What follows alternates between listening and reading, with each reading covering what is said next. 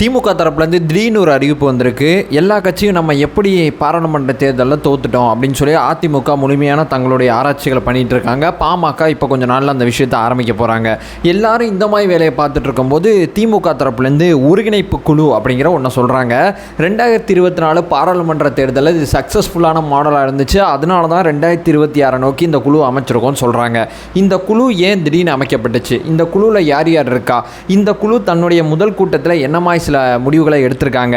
இந்த குழு வருங்காலத்தில் எப்படி செயல்பட போகுது? முதலமைச்சர் ஸ்டாலின் அவர்களோட அந்த உள்ளடி பார்வை என்னவா இருக்குது அப்படிங்கிறத அந்த வீடியோவில் நம்ம பார்க்க போகிறோம்.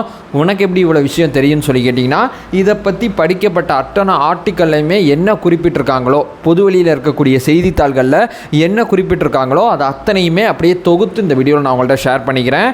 உற்சாக வணக்கங்கள். வாங்க பதிவுக்குள்ளே போகலாம். முதல் விஷயம் மக்களே, இந்த குழுவில் முதல்ல யார் இருக்கா அப்படிங்கிறத முதல்ல அடிப்படையில் பார்த்துடலாம். இந்த அமைப்பு அடுத்த கட்டமாக எப்படி செயல்படணும் அப்படிங்கிறத அந்த திமுக கன்சிடர் பண்ணுது. அதனால் அமைப்பு செயலாளர், முதன்மை செயலாளர் அப்படின்னு சொல்லி 2 பேருக்குமே வாய்ப்பு கூட வழங்கப்பட்டிருக்கு. RS பாரதி அவர்கள் இருக்காங்க, KN நேரு அவர்கள் இருக்காங்க. அடுத்ததாக பார்த்தீங்கன்னா தங்கம் தென்னரசு அவர்கள் இருக்காங்க, ஏவா வேலு அவர்கள் இருக்காங்க, உதயநிதி ஸ்டாலின் இருக்காங்க. ஸோ இந்த 5 பேர் சேர்ந்து தான் ஒருங்கிணைப்பாக அந்த குழுவை அமைக்கிறதுக்கு முயற்சி பண்ணியிருக்காங்க. இந்த குழுவோட முதல் கூட்டத்தை நடத்தி முடிச்சிருக்காங்க. ஸோ திமுக அப்படிங்கிற கட்சியாக இருக்கட்டும், திமுக அரசாக இருக்கட்டும், இவங்க எப்படி அவங்களோட ஐடியாலஜி அடிப்படையில் அவங்களோட பாலிசிகள்லாம் டிசிஷன் மேக் பண்ணுறாங்கன்னா, ஒரு குழு அமைச்சிடுறாங்க. என்ன பிரச்சனை வந்தாலும் ஸ்டாலின் அவர்கள் மேலே ஒரு விமர்சனமே இந்த விஷயத்தில் வழங்கப்பட்டிருக்கு.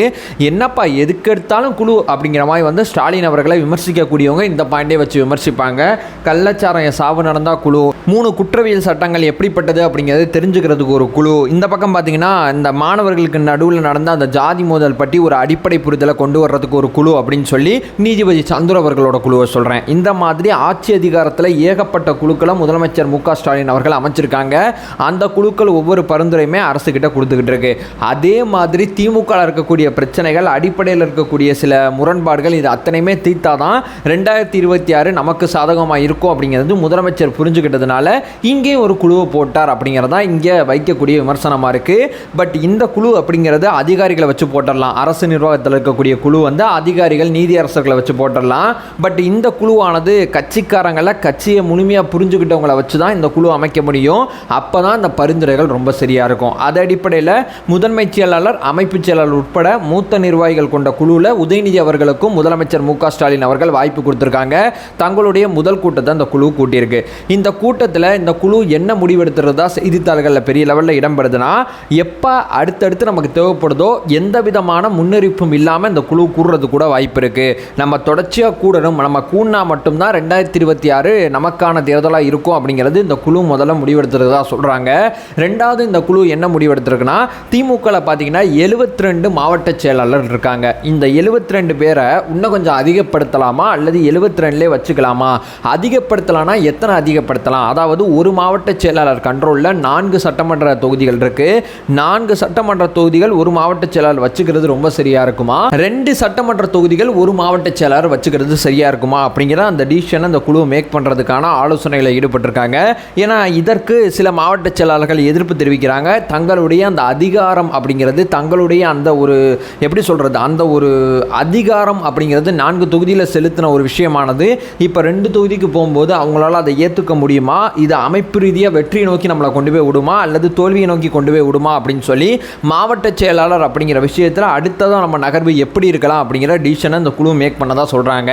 ரெண்டாவது பார்த்தீங்கன்னா திமுகவில் 23 குழுக்கள் இருக்குது. அதாவது என்ன குழுன்னு சொல்கிறேன்னா, இளைஞர் அணி அப்படிங்கிற ஒரு அணி இருக்குது, மாணவர் அணி இருக்குது, வழக்கறிஞர் அணி இருக்குது, வியாபாரிகள் சார்ந்த ஒரு அணி இருக்குது. இந்த மாதிரி திமுகவில் 23 அணிகள் இருக்குது. ஸோ இந்த 23 அணிகளுக்குள்ளே இருக்கக்கூடிய நிர்வாகிகளை பார்த்தாவே தமிழ்நாட்டில் இருக்கக்கூடிய ஓவரால் இருக்கக்கூடிய நிர்வாகிகள் அத்தனை பேருமே வந்துடுவாங்க.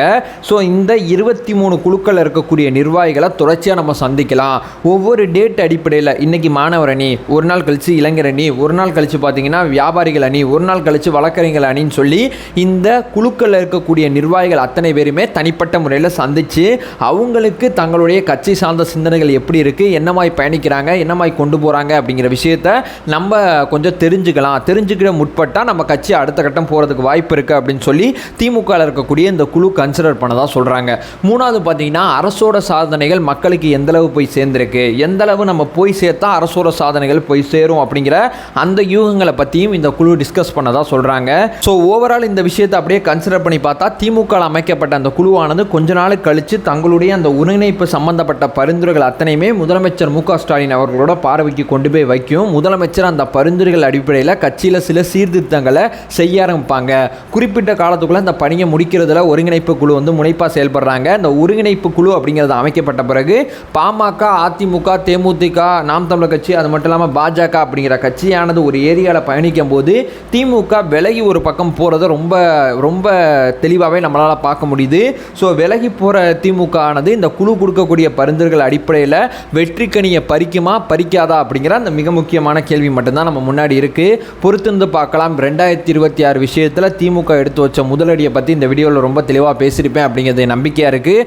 அதை சொல்லிட்டு இந்த வீடியோ என் பண்ணிக்கிறேன். நம்ம சேனலை ஃபர்தராக ஃபாலோ பண்ணிங்கன்னா பொலிட்டிக்கல் ரீதியாக பல்வேறு விஷயங்களை பற்றி நம்ம பேசிகிட்டு இருக்கோம். நம்மளுடைய ஒரே நோக்கம் அறியாமை அகற்ற வேண்டும், அறியாமை அகற்றப்பட வேண்டும். Thank you so much.